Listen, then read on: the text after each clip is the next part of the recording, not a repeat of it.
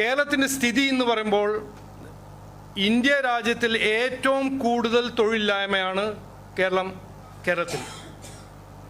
India രാജ്യത്തിൽ ഏറ്റവും കൂടുതൽ വിലക്കയറ്റാണ് കേരളത്തിൽ.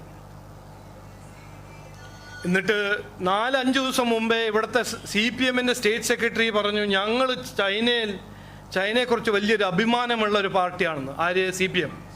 അങ്ങനെ ഒരു അഭിമാനം ഉണ്ടെങ്കിൽ ചൈനയിൽ ഇത് നടക്കില്ലല്ലോ. ചൈന ഇന്ന് ലോകത്തിലെ ഒരു വലിയൊരു കമ്പറ്റീറ്റീവ് മാനുഫാക്ചറിങ് ഇക്കോണമി ആയിട്ട് മാറി. അവിടെ ഇങ്ങനെ പണിമുടക്കോ സമരോ ബിസിനസ്സിൻ്റെ എതിരെ പണിയെടുക്കുന്ന സർക്കാരല്ലല്ലോ. അപ്പോൾ ഞാൻ പറയാൻ ആഗ്രഹിക്കുന്നത്, CPM അങ്ങനെ ചൈനയിൽ നിന്ന് പഠിക്കുകയാണെങ്കിൽ ഇത് പഠിക്കണം.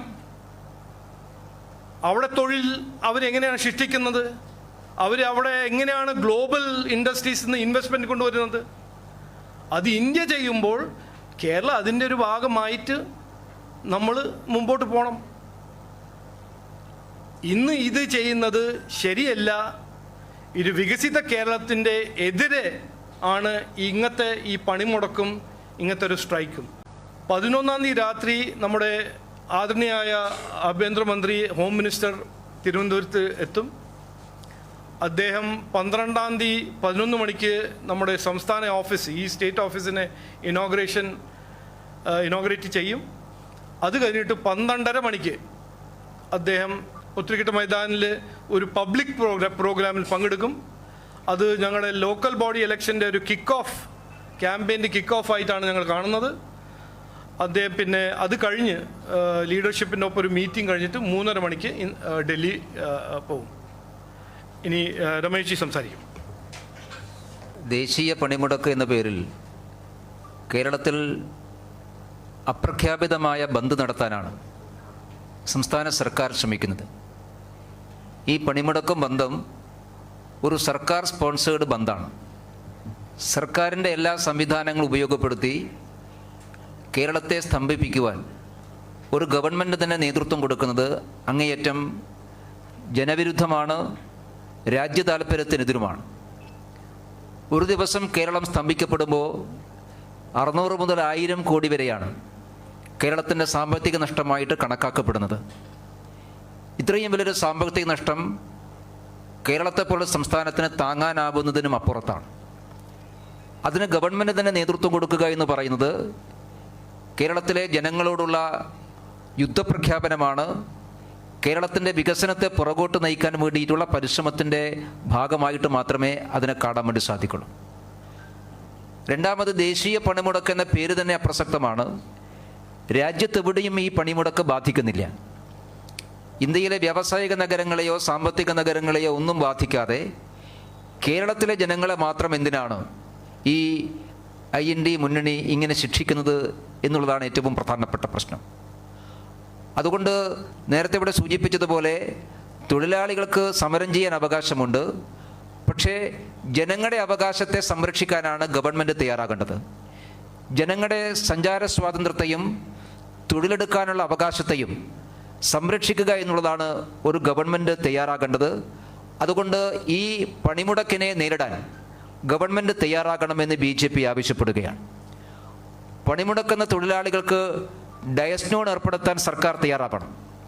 തൊഴിലാളികൾ പണിമുടക്കുമ്പോൾ പണിമുടക്കി ശമ്പളം മേടിക്കുക എന്നുള്ള അങ്ങേയറ്റം വിചിത്രപരമായ കാര്യമാണ് കേരളത്തിലുള്ളത്. അതുകൊണ്ട് പണിമുടക്കുന്ന തൊഴിലാളികൾക്ക് ഡയസ്നോൺ ഏർപ്പെടുത്താൻ സംസ്ഥാന സർക്കാർ തയ്യാറാകണമെന്ന് BJP ആവശ്യപ്പെടുകയാണ്. മാത്രമല്ല, ഈ പണിമുടക്കിന് ആഹ്വാനം ചെയ്യുന്ന തൊഴിലാളി സംഘടനകൾ എന്താവശ്യത്തിന് വേണ്ടിയിട്ടാണ് പണിമുടക്കിന് ആഹ്വാനം ചെയ്യുന്നത് എന്ന് വ്യക്തമാക്കാൻ തയ്യാറാകണം. ദേശീയ തൊഴിൽ നിയമത്തിൽ ഏതിനോടാണ് അവരുടെ എതിർപ്പുള്ളത് അതിപ്പോഴും വ്യക്തമാക്കാൻ തയ്യാറായിട്ടില്ല. ദീർഘമായിട്ടുള്ള ചർച്ചകൾക്കും ആവശ്യമായിട്ടുള്ള കൂടിയാലോചനകൾക്കും പാർലമെൻ്ററി ഡിബേറ്റുകൾക്കും ഏറ്റവും അവസാനം തൊഴിലാളി സംഘടനകളുമായിട്ടുള്ള ഒന്നിലേറെ പ്രാവശ്യമുള്ള ചർച്ചകൾക്കും ശേഷമാണ് 2019-ലും 2020-ലുമായി ദേശീയ തൊഴിൽ നിയമം നടപ്പിൽ വന്നത്. രാജ്യത്ത് കഴിഞ്ഞ അരനൂറ്റാണ്ട് കാലമായി നിലവിലുള്ള 144ഓളം നിയമങ്ങളെ ക്രോഡീകരിച്ചുകൊണ്ട് ആണ് ഈ നിയമം നിലവിൽ വന്നിട്ടുള്ളത്. ആ നിയമത്തെ ലോകം മുഴുവനും വീക്ഷിച്ചത് ചരിത്രപരമായിട്ടുള്ള തീരുമാനമെന്നാണ്. കാരണം നമ്മുടെ രാജ്യത്തിൻ്റെ ചരിത്രത്തിൽ ആദ്യമായി തൊഴിലാളികൾക്ക് മിനിമം വേജ് കിട്ടുന്ന, ആ മിനിമം വേജ് എല്ലാവർക്കും നിയമപരമായി നിർബന്ധമാക്കുന്ന ഏറ്റവും വിപ്ലവകരമായ ചരിത്രപരമായ ഒരു നിയമം നടപ്പിൽ വന്നിട്ട് 5 വർഷം കഴിഞ്ഞു. ഈ 5 വർഷം കഴിഞ്ഞിട്ടും ഇപ്പോഴും ആ നിയമത്തിൻ്റെ പേരിൽ ആളുകളെ പണിമുടക്കിന് ആഹ്വാനം ചെയ്യുന്നത് എന്തിൻ്റെ പേരിലാണ്? അതുകൊണ്ട് സത്യത്തിൽ ഈ പണിമുടക്കിന് ആഹ്വാനം ചെയ്ത തൊഴിലാളി സംഘടനകളും രാഷ്ട്രീയ നേതൃത്വവും അത് സംബന്ധിച്ചുള്ള വിശദീകരണം കൊടുക്കാൻ തയ്യാറാവേണ്ടതാണ്. അതുകൊണ്ട് ജനങ്ങളുടെ സഞ്ചാര സ്വാതന്ത്ര്യം സംരക്ഷിക്കാൻ സർക്കാർ ഇടപെടണം. KSRTC ബസ്സുകളും സ്വകാര്യ വാഹനങ്ങളും എല്ലാം തടഞ്ഞാൽ ആ വാഹനങ്ങളിൽ യാത്ര ചെയ്യുന്നവരെ സംരക്ഷിക്കാൻ ഗവൺമെൻറ് തയ്യാറാവണം. നാളെ ഈ ജോലി ചെയ്യാൻ വരുന്നവർക്ക് ആവശ്യമായ സംരക്ഷണം ഏർപ്പെടുത്താൻ വേണ്ടി തയ്യാറാവണം. അതുകൊണ്ട് സർക്കാർ ചെയ്യേണ്ടത് പണിമുടക്കുന്നവരെയല്ല സംരക്ഷിക്കേണ്ടത്, പണിമുടക്കിന് ആഹ്വാനം ചെയ്യുന്ന തൊഴിലാളി സംഘടനകളിൽ നിന്ന് ജനങ്ങളുടെ സഞ്ചാര സ്വാതന്ത്ര്യവും തൊഴിലെടുക്കാനുള്ള അവകാശവും സംരക്ഷിക്കാൻ പിണറായി വിജയൻ്റെ ഗവൺമെൻറ് തയ്യാറാകണം. കേരളത്തിന് വരുന്ന ഈ വലിയ സാമ്പത്തിക നഷ്ടം പണിമുടക്ക് ആഹ്വാനം ചെയ്ത തൊഴിലാളി സംഘടനാ നേതാക്കന്മാരെന്ന് ഈടാക്കാൻ സംസ്ഥാന സർക്കാർ തയ്യാറാകണമെന്നുകൂടി BJP ആവശ്യപ്പെടുകയാണ്. അതുകൊണ്ട് ഈ നിലപാട് അവസാനിപ്പിക്കണം. ശക്തമായുള്ള പ്രതിഷേധം BJP രേഖപ്പെടുത്തുകയാണ്. സർക്കാർ ഈ പണിമുടക്ക് ആഹ്വാനത്തിന് പുറകോട്ട് പോകാൻ തയ്യാറാകണമെന്ന് BJP ആവശ്യപ്പെടുകയാണ്. നാടിൻ്റെ ഇക്കണോമിക് പ്രൊഡക്ടിവിറ്റിയും ഇക്കണോമിക് എഫിഷ്യൻസിനെ ബാധിക്കുന്ന ഒന്നും ചെയ്യാൻ പാടില്ല എന്ന്, അതും സംസ്ഥാന സർക്കാർ അതിന് സപ്പോർട്ട് ചെയ്യാൻ പാടില്ലാണ് ഞങ്ങൾ പറയാൻ ആഗ്രഹിക്കുന്നത്. സമരവും പണിമുടക്കലിൽ വ്യത്യാസമുണ്ട്. പ്രൊട്ടസ്റ്റ് ചെയ്യാം, അത് എല്ലാവരും അവകാശമാണ്, അത് കോൺസ്റ്റിറ്റ്യൂഷനിൽ എഴുതി വെച്ചൊരു അവകാശമാണ്. പക്ഷേ ഇവിടെ ഒരു ആൻറ്റി ഇൻവെസ്റ്റർ സെൻറ്റിമെൻറ്റ് നിർത്തി നിക്ഷേപത്തിനെ ബാധിക്കുന്ന ഒരു രീതിയും ഒരു പോളിസിയും സംസ്ഥാന സർക്കാർ ചെയ്യാൻ പാടില്ലാണ് ഞങ്ങൾ പറയുന്നത്. ഒരു സ്റ്റേറ്റ് നമ്മൾ കാണുന്നതാണ്, തിരുവനന്തപുരം മെഡിക്കൽ ഹോസ്പിറ്റലിൽ എക്യുപ്മെൻറ്റ് വാങ്ങാൻ കാശില്ലാത്ത സമയത്ത് ഇക്കോണമീനെ മുമ്പോട്ട് കൊണ്ടുപോകല്ലേ ചെയ്യേണ്ടത്? അതല്ലേ സ്റ്റേറ്റ് സംസ്ഥാന സർക്കാരിൻ്റെ കടമ, ഡ്യൂട്ടി അതല്ലേ? സ്റ്റേറ്റ് സ്പോൺസേഡ് പണിമുടക്ക് വ്യത്യാസമുണ്ട്. ട്രേഡ് യൂണിയൻസ് അവരുടെ അവകാശത്തിന് വേണ്ടി മുമ്പോട്ട് വയ്ക്കുമ്പോൾ അതിൻ്റെ ഒരു ഹർത്താലും സമരവും ഒരു സ്റ്റേറ്റ് സ്പോൺസേഡ് പണിമുടക്കലിൽ വ്യത്യാസമുണ്ട്. അത് ചെയ്യുന്ന സ്റ്റേറ്റ് ഏത് സ്റ്റേറ്റാണ്? ഇവിടെ കടത്തിൽ മുങ്ങുന്നൊരു സ്റ്റേറ്റ് അല്ലേ? ഇവിടെ നമ്മൾ പറയുന്നത് ഇക്കോണമി നമ്മൾ മുമ്പോട്ട് അല്ലേ കൊണ്ടുവന്നത്, ഇവിടെ ഇൻവെസ്റ്റ്മെൻ്റ് അല്ലേ വരേണ്ടത്. ഇങ്ങനൊരു ഹൈ അൺഎംപ്ലോയ്മെൻറ്റ് റേറ്റ് ഉള്ളൊരു സ്റ്റേറ്റിൽ എന്തായിരിക്കണം ഏറ്റവും പ്രധാനപ്പെട്ട ഒരു പോളിസി ഗോളും ഒബ്ജക്റ്റീവും?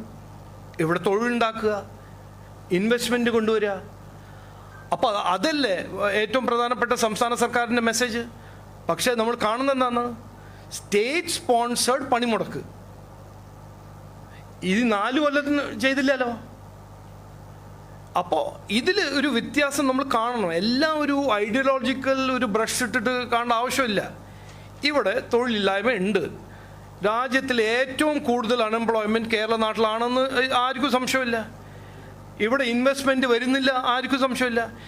ഇന്ന് ലോകത്തിലും ഇന്ത്യയിലും മൊത്തം എത്രയോ അവസരങ്ങൾ സൃഷ്ടിക്കുന്നുണ്ട്. ഇവിടെ നമ്മൾ കുട്ടികളെ എക്സ്പോർട്ട് ചെയ്യാണ്. നമ്മുടെ കുട്ടികൾ തന്നെ പോയിട്ട് ബാംഗ്ലൂർ, ഹൈദരാബാദ്, ആന്ധ്രാപ്രദേശ്, തമിഴ്നാട്ടിൽ അവർ അവിടെ തൊഴിൽ ചെയ്യുന്നു. എന്ത് കാരണമാണ് ഇവിടെ വരാത്തത്?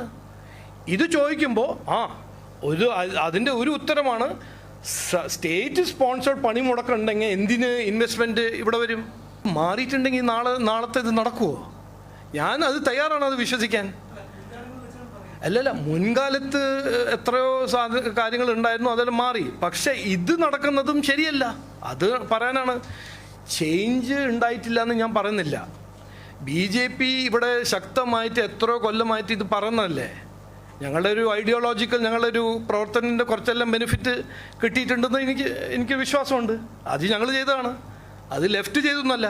കാൾ മാർക്സിൻ്റെ പുസ്തകത്തിൽ ഇപ്പോഴും അതന്നെ പറയുന്നത്, അത് മാറ്റിയിട്ടില്ല. അപ്പോൾ ഇതിൽ നമ്മൾ പറയുന്നത് എന്തായിരിക്കണം ഒരു സംസ്ഥാന സർക്കാരിൻ്റെ ഏറ്റവും പ്രധാനപ്പെട്ട ഒരു ഗോൾ, പബ്ലിക് പോളിസി ഗോൾ? ജനങ്ങൾക്ക് വേണ്ടി ഇക്കോണമി നന്നാക്കുക. അത് കഴിഞ്ഞിട്ട് നിങ്ങൾ ഏത് ഐഡിയോളജി ആണോ, ഏത് പുസ്തകമാണോ, ഏത് ചൈനേൻ്റെ അഭിമാനമാണോ, ഏത് അഭിമാനമാണോ ചെയ്തോളൂ. പക്ഷെ ആദ്യം ചെയ്യേണ്ടതല്ലേ ഇതല്ലേ? കോട്ടയം മെഡിക്കൽ കോളേജ് തകർന്നു വീഴുന്ന എന്താണ് കാരണം? നെഗ്ലിജൻസിൻ്റെ കാരണം എന്താണ്? കാശില്ല. ഇവിടെ PM ആയുഷ്മാൻ 70 വയസ്സിൻ്റെ മുകളിൽ ജനങ്ങൾക്ക് കൊടുക്കാൻ സംസ്ഥാന സർക്കാർ എന്താണ് ചെയ്യാത്തത്? അതിന് കൊടുക്കാൻ കാശില്ല. ഇന്നിപ്പോൾ ഹോസ്പിറ്റലിൽ കാരുണ്യ കാരുണ്യ സ്കീമാണോ PM ആയുഷ്മാനിൽ പോയിട്ട് ഒരു ഹോസ്പിറ്റലിൽ പോയിട്ട് എനിക്ക് അഡ്മിറ്റ് ചെയ്യാൻ വേണമെന്ന് പറഞ്ഞാൽ ഹോസ്പിറ്റലിൽ പറയുമ്പോൾ ഇല്ല, സർക്കാർ ഇതുവരെ ഞങ്ങളെ എറിയർസ് പേ ചെയ്തിട്ടില്ല. അപ്പോൾ ഏറ്റവും പ്രധാനപ്പെട്ട ഒരു ഡ്യൂട്ടി, കടമ എന്ന് പറഞ്ഞാൽ ഏത് സംസ്ഥാന ഗവൺമെൻറ് ആണെങ്കിൽ അവിടുത്തെ ഇക്കോണമി നന്നാക്കി അവിടുത്തെ യുവാക്കൾക്ക് ഒരു അവസരം സൃഷ്ടിക്കാൻ അതിനുവേണ്ടി പോളിസീസും പദ്ധതികളും ചെയ്യുക. അത് ചെയ്യാണ്ട് ജാതി കുതിച്ച് പണിമുടക്കം ചെയ്യണം, ഞങ്ങൾ ഐഡിയോളജിയിലേക്ക് പുസ്തകത്തിൽ അത് എഴുതിയിട്ടുണ്ട്, അതുകൊണ്ട് ഞങ്ങൾ ഇതന്നെ ചെയ്യും, അത് ഞങ്ങൾ പറഞ്ഞു, അത് MT രമേശ് പറഞ്ഞ പോലെ ഞങ്ങൾ പറഞ്ഞത് അത് ചെയ്യാൻ പാടില്ല. സമരം ചെയ്യാൻ തൊഴിലാളികൾക്കുള്ള അവകാശം പോലെ തന്നെയാണ് പണിയെടുക്കാൻ ജനങ്ങൾക്കുള്ള അവകാശം. സർക്കാർ ജനങ്ങളോടൊപ്പമാണ് നിൽക്കേണ്ടത്. പക്ഷെ നിർഭാഗ്യവശാൽ കേരളത്തിൽ കഴിഞ്ഞ ദിവസം മുഖ്യമന്ത്രി പരസ്യമായിട്ട് നടത്തിയിട്ടുള്ളത് പണിമുടക്കിന് ആഹ്വാനമാണ്. മുഖ്യമന്ത്രി പണിമുടക്കിന് ആഹ്വാനം ചെയ്യുമ്പോൾ അദ്ദേഹം ചെയ്യേണ്ട മിനിമം കാര്യങ്ങൾ ചെയ്യണ്ടേ? കഴിഞ്ഞ 45 മാസമായി കേരളത്തിൽ സർക്കാർ ജീവനക്കാരുടെ ക്ഷാമബത്ത DA കുടിശ്ശിക കൊടുത്തിട്ടുണ്ട്. ഏതാണ്ട് 10,000 കോടിയാണ് ആ DA കുടിശ്ശിക. അത് കൊടുത്തിട്ട് സർക്കാർ ജീവനക്കാരുടെ താല്പര്യം സംരക്ഷിച്ചിട്ട് വേണ്ടേ ഈ മുഖ്യമന്ത്രി പണിമുടക്ക് ആഹ്വാനം ചെയ്യേണ്ടത്? കേരളത്തിൽ നേരത്തെ ഇവിടെ നിങ്ങളുടെ ചൂണ്ടിക്കാണിച്ചവിടെ KSRTC ജീവനക്കാരുടെ ശമ്പളവും ഇല്ല, പെൻഷനും ഇല്ല. അത് കൊടുക്കാൻ ഈ സർക്കാരിന് സാധിക്കുന്നില്ല. കേരളത്തിലെ എല്ലാ സർക്കാർ സ്ഥാപനങ്ങളും പൊതുമേഖലാ സ്ഥാപനങ്ങളും പിൻവാതിൽ നിയമനമാണ്. പിന്നെ ഏത് കരാർ ജീവനക്കാരെ നിയമിക്കുന്നതിനായിട്ടാണ് ഈ സംസ്ഥാന സർക്കാർ സമരം ചെയ്യാൻ വേണ്ടി പോകുന്നത്? ഇന്ത്യയിൽ ഏറ്റവും കൂടുതൽ പിൻവാതിൽ നിയമനം നടക്കുന്ന സംസ്ഥാനം കേരളമാണ്. കരാർ അടിസ്ഥാനത്തിലാണ് എല്ലാവരും ജോലി കൊടുക്കുന്നത്. ഇത് തന്നെ രാഷ്ട്രീയ താല്പര്യത്തിൻ്റെ പുറത്താണ് ഈ കരാർ നിയമനങ്ങൾ. ഇന്ത്യ രാജ്യത്ത് എവിടെയും രാഷ്ട്രീയ താല്പര്യത്തെ പുറത്ത് ബന്ധുക്കളെയും കുടുംബാംഗങ്ങളെയും കരാർ നിയമത്തിന് വേണ്ടി പിൻവാതിൽ നിയമനം നടത്തുന്നില്ല. അത് നടത്തുന്ന മന്ത്രിമാരുടെയും CPM നേതാക്കന്മാരുടെയും ബന്ധുക്കളെ കരാർ അടിസ്ഥാനത്തിൽ പിൻവാതിൽ നിയമനം നടത്തുന്ന ഒരു ഗവൺമെന്റ് കേന്ദ്ര ഗവൺമെന്റിനായിട്ട് എന്തടിസ്ഥാനത്തിലാണ് സമരം ചെയ്യുന്നത്? അതുകൊണ്ട് സംസ്ഥാന സർക്കാർ ചെയ്യേണ്ടത് സമരം ചെയ്യുന്നതിന് മുമ്പ് കേരളത്തിലെ തൊഴിലാളികളുടെയും ജീവനക്കാരുടെയും താല്പര്യം സംരക്ഷിച്ചിട്ട് വേണം ഇവർ സമരം ചെയ്യേണ്ടത്. അതിനാണ് മുഖ്യമന്ത്രി തയ്യാറാകേണ്ടത്. മുഖ്യമന്ത്രി കേന്ദ്ര സർക്കാരിനായിട്ട് രാഷ്ട്രീയ സമരമല്ല, കേരളത്തിലെ ജനങ്ങളുടെ താല്പര്യം സംരക്ഷിച്ച ശേഷമാണ് അദ്ദേഹം സമരരംഗത്തിറങ്ങേണ്ടത്.